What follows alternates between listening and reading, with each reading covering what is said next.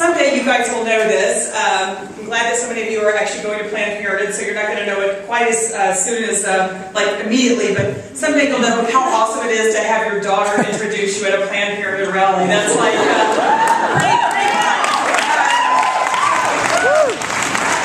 Anyway, so I want to thank some folks here. I want to thank Judy Tabar, who is, like, just such an incredible leader for this organization.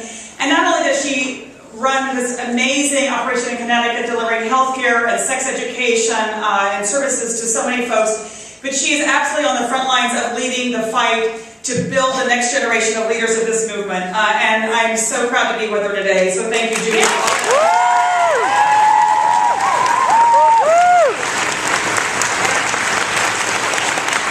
And another woman who doesn't always get introduced, but who is leads the public affairs for this community for the whole state of Connecticut, is down in Washington all the time with us, fighting the good fight, and that's Susan Yolen, who's right here. Woo! Woo! I know we have a ton of really great Planned Parenthood volunteers and folks here, but I want to give a shout out definitely to Zach Kirkwood and Susanna Banks for being our amazing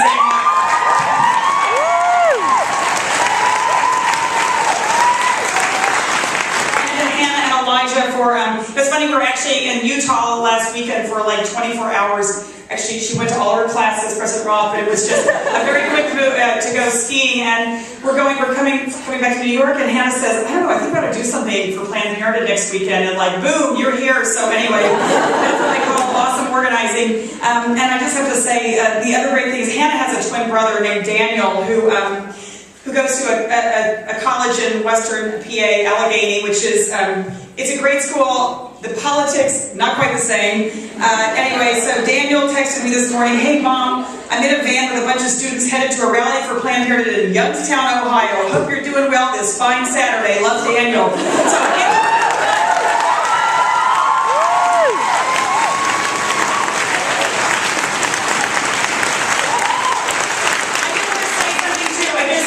it's a real honor to be here with Senator Blumenthal. I want to just tell you a quick story.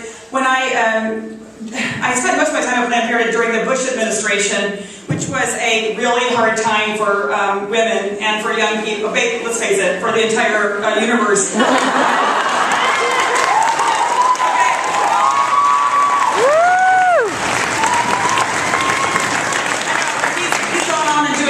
Now, but I think we had so many fights. You know, they funded abstinence-only programming, $1.2 billion flushed down the drain, just telling young people not to have sex, which didn't work. They had, I mean, come on, I couldn't really call them that, but bans on all kinds of necessary abortions for women. But one of the things that they did, one of the last things that George Bush did as he was leaving office, was to put out an administrative decision, which would have we really basically called it a denial to serve. It allowed essentially hospitals, doctors, medical establishments to refuse to give women care they needed, such as rape victims who needed emergency contraception, pharmacists who would refuse to give women birth control, women who were miscarrying who needed help in a hospital. It was a terrible, terrible rule. And we only had a little bit of time to deal with it before Bush left office. So at Planned Parenthood, the national office, we looked around the country and said, who is the meanest, toughest lawman in the country that could sue the government and take this on? And the person that we found was Attorney General Dick Blumenthal.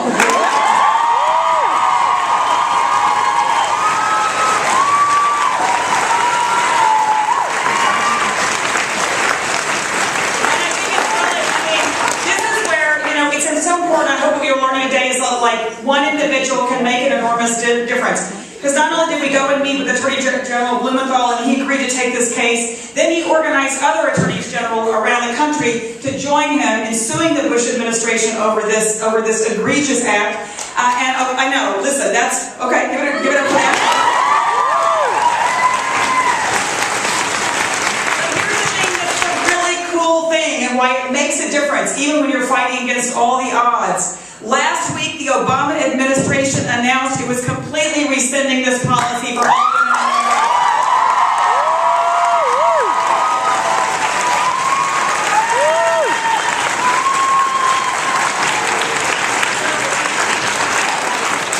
That's really a friend. And so at the in the fight to defend women's rights, to defend young people's rights. There is absolutely no better person in our corner, and it's been so great. He's only been senator a few weeks, and he is now like the most awesome dude fighting for women's rights in the United States Senate. It is absolutely incredible. So he's even blogging on Huffington Post about Planned Parenthood. So like, anyway, he's the man. He's the man. Okay. So, but we need more of him. All right.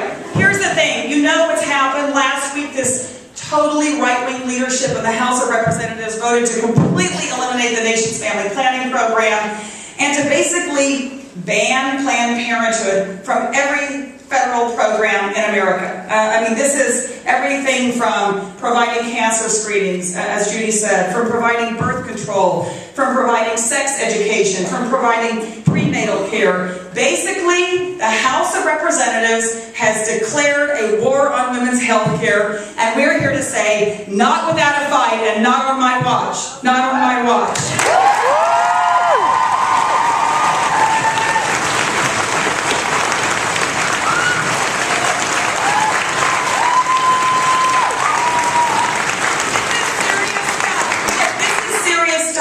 I mean, we all feel good being here together, but what happened last week on the floor of the House of Representatives is we saw Congress literally playing politics with women's health and women's lives, and I'm just here to say, we aren't playing. We aren't going to be playing this game, because these attacks are going to have real impact on women all across America.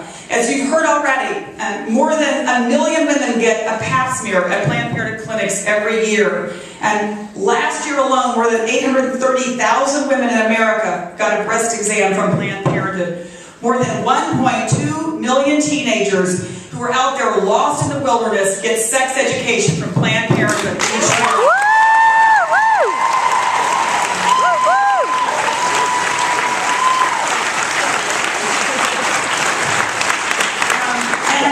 It's important to know, and this is obviously sort of our stock in trade, and because of Planned Parenthood, 2.5 million women got birth control last year. Women who wouldn't be able to get it if this law goes into effect, basically allowing, as our great speaker earlier said, allowing women one of the most basic freedoms, which is to plan your family. But everywhere we go, we have got to spread the word. This is so important. We need students up in arms, and we need them in their face, okay? So I need you. I need you to call your family. I need you to call your friends. I need you to blog and tweet and post and update your status every single day. And I need you to drive them to istandwithplannedparenthood.com so you can sign the petition, call the representatives, and make your voices heard. And over the next few days, we have to get the word out, because this is going to get voted by the United States Senate. And everyone everywhere has to know what's at stake. I love what Alex, is it Alex who spoke earlier about her story? More than 3,000 women have basically written their story and posted it up with Planned Parenthood. And since last Friday, since this bill passed, more than 660,000 people have been to our website and signed a petition at Planned Parenthood. And with your help, next week when the Senate comes back to session, we'll have 1 million people who have signed that petition.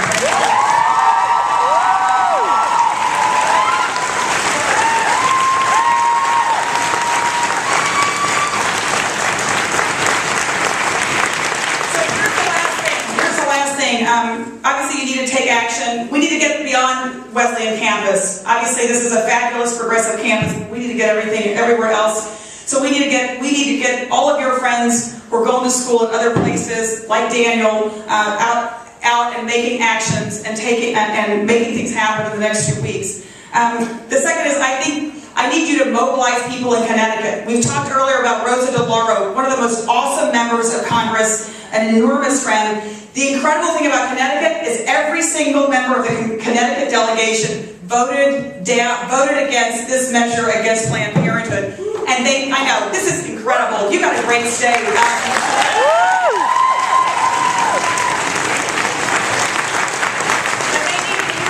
They need to hear from you. They need to hear that you appreciate their support for Planned Parenthood. You need to communicate with your senators. And on April 7th, there is a National Day of Action in Washington, D.C., and anyone who doesn't have class that day can come down. And I'll leave it to the rest of President Roth to decide what happened for those of you who do. I want to just close with this. I was thinking about how could I possibly be relevant. I have like grown children, but I was kind of thinking about my early days on campus. I went to school in Rhode Island, and I'm sure because I probably couldn't get into Wesleyan, and I basically majored in protesting. That was, yeah, thank God they gave me a degree, but I mean, it was like I fought for union workers, I fought for trying to stop a nuclear tax. One of the most incredible fights that I was involved in was the fight to divest Brown University from their investments in South Africa.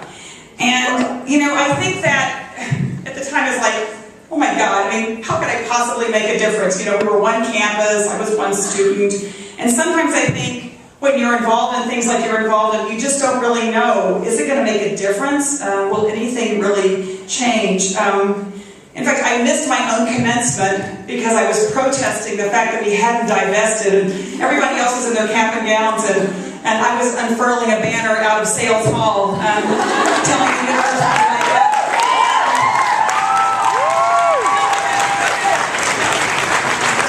Don't be like me, that would be irresponsible. But what I do want to say is, the incredible thing is I went back to my campus this past spring for my 30-year reunion, and that year Nelson Mandela got an honorary degree at Brown University.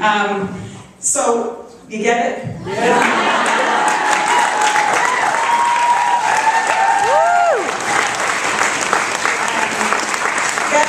So you just never know what action you take that's going to change the lives not only for you but for millions of people around the world. So that's why it's so important that you're here. You know, Planned Parenthood, as has been said, we're a provider of care to 3 million folks every year, education to 1.2 million, but at the end of the day, what we are is we're a movement, right? And we fight for the rights of women to sexual and reproductive health care that is their God-given right. Right? Mm-hmm. Woo! And we fight for young people to access to sexual health information and health care that they deserve and need, even when they can't get it from their government. We fight for gay and lesbian people to live their lives with love and freedom.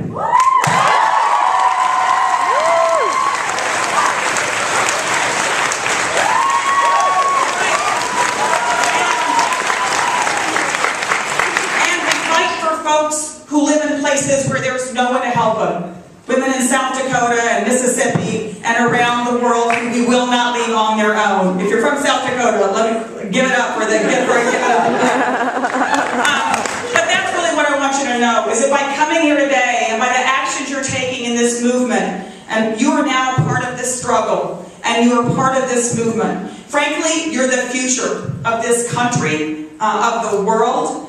Today, we're linking arms to fight this fight, and together, we're going to be stronger. We're recommitting to justice and to liberation and to freedom in this world. Thank you so much for what you do.